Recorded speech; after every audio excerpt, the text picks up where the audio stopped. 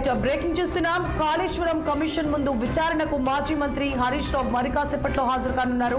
ఉదయం 11 గంటలకు justice PC Ghosh commission ముందు ఆయన బహిరంగ విచారణకు హాజరవుతారు.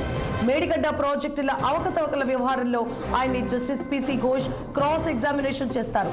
హరీష్ రావు స్టేట్మెంట్ ను రికార్డు చేయనున్నారు. ఇదే కేసులో ఇప్పటికే పీసీ ఘోష్ కమిషన్ ముందు బీజేపీ ఎంపీ ఈటెల రాజేందర్ హాజరైన సంగతి తెలిసిందే. కేబినెట్ నిర్ణయం మేరకే ప్రాజెక్టు నిర్మాణం జరిగిందన్న ఈటెల తన వాంగ్మూలంలో చెప్పారు. అలాగే ఈ నెల 11న మాజీ సీఎం కేసీఆర్ హాజరు కావాలని రెండోసారి నోటీసులు ఇచ్చింది కమిషన్.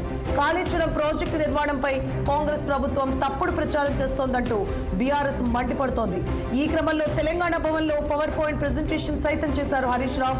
కేసీఆర్ కు నోటీసులను వ్యతిరేకిస్తూ ఇందిరా పార్క్ వద్ద కవిత జాగృతి ఆధ్వర్యంలో ధర్నా నిర్వహించారు.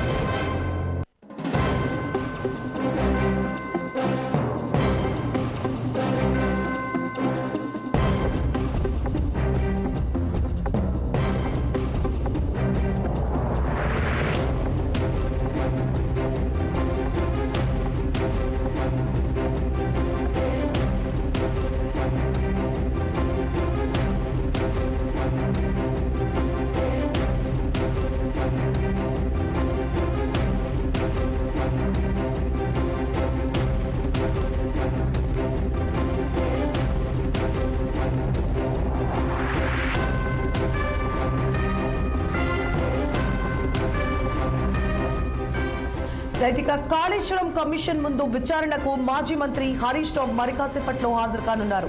ఉదయం 11 గంటలకు జస్టిస్ పీసీ ఘోష్ కమిషన్ ముందు ఆయన బహిరంగ విచారణకు హాజరవుతారు.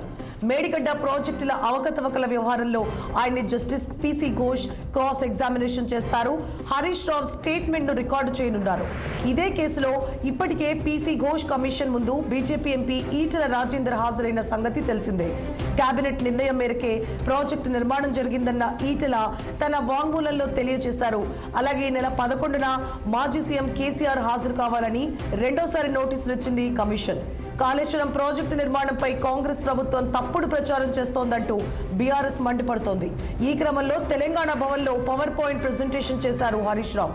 కేసీఆర్ కు నోటీసులను వ్యతిరేకిస్తూ ఇందిరా పార్క్ వద్ద కవిత జాగృతి ఆధ్వర్యంలో ధర్నా నిర్వహించారు.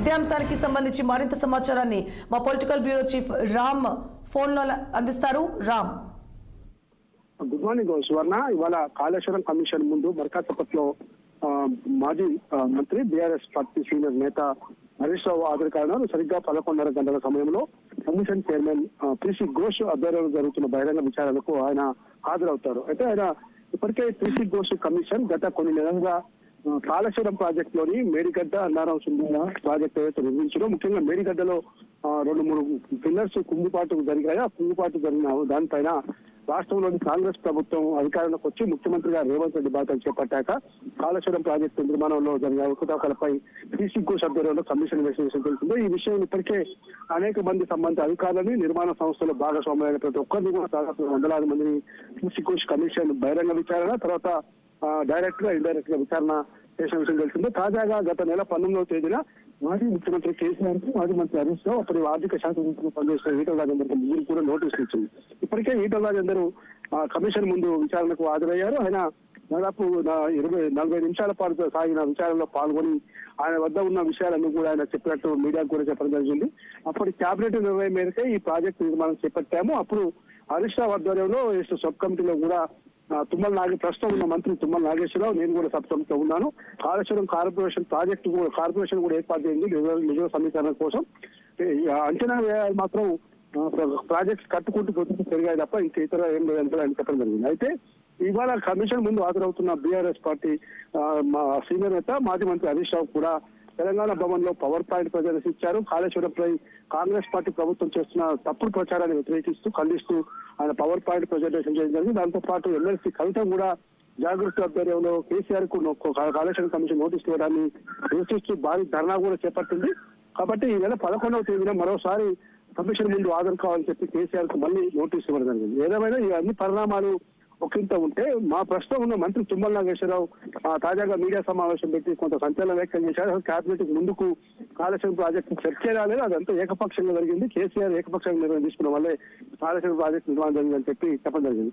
ఇవన్నీ విషయాలు ఈ రోజు వైపు ఉంటే, ఈ రోజు మాత్రం మాజీ మంత్రి హరీష్ రావు మాత్రం చాలా కీలక పాత్ర పోషించారు ఆ ప్రాజెక్ట్ నిర్మాణంలో. కాబట్టి ఇవాళ హరీష్ రావు విచారణలో ఎదుర్కోబోయే అంశాలే చాలా కీలకంగా మారనున్నాయి. సువర్ణ, రామ్, అయితే మరోపక్క హరీష్ రావు ఏమని వ్యాఖ్యానిస్తున్నారంటే విచారణకు హాజరవడం మాకే మంచిది, ఎందుకంటే ఎటువంటి అవకతవకలు చేయలేదు, కాంగ్రెస్ చేస్తున్న దుష్ప్రచారానికి అడ్డుకట్ట వేయడానికే మేమంతా కూడా విచారణకు హాజరవడానికి సిద్ధంగా ఉన్నామంటున్నారు. మరోపక్క మా దగ్గర కొన్ని పత్రాలు కూడా ఉన్నాయి, అవి కూడా సమర్పించబోతున్నాం అంటున్నారు. అయితే కాళేశ్వరం ప్రాజెక్ట్ కి సంబంధించి, అంటే ఏ ప్రాజెక్ట్ కి సంబంధించిన సంబంధిత పత్రాలు ప్రభుత్వం దగ్గర ఉంటాయి, మరి బీఆర్ఎస్ పార్టీ తరపు నుంచి వీళ్ళు ఎలాంటి పత్రాలు సమర్పించే అవకాశాలు ఉంటాయి?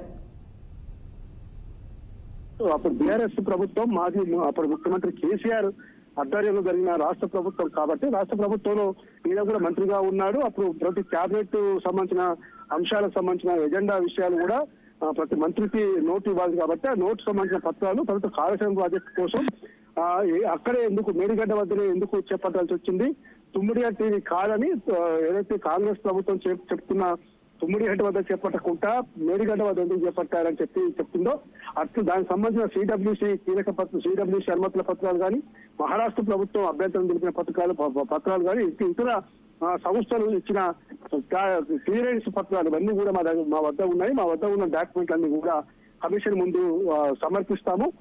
రాజకీయ కుట్రతో వేసే కమిషన్ కాబట్టి రాజకీయంగా ఖచ్చితంగా ఎదుర్కొంటాము. దాంతో పాటు ప్రాజెక్టు నిర్మాణంలో జరిగిన అన్ని అంశాలపై కూడా మాకున్న అవగాహన మేరకు మా దగ్గర ఉన్న ఆధారాలన్నీ కూడా కమిషన్ ముందు సమర్పిస్తామని చెప్పడం జరిగింది. Right, thank you for the updates Ram.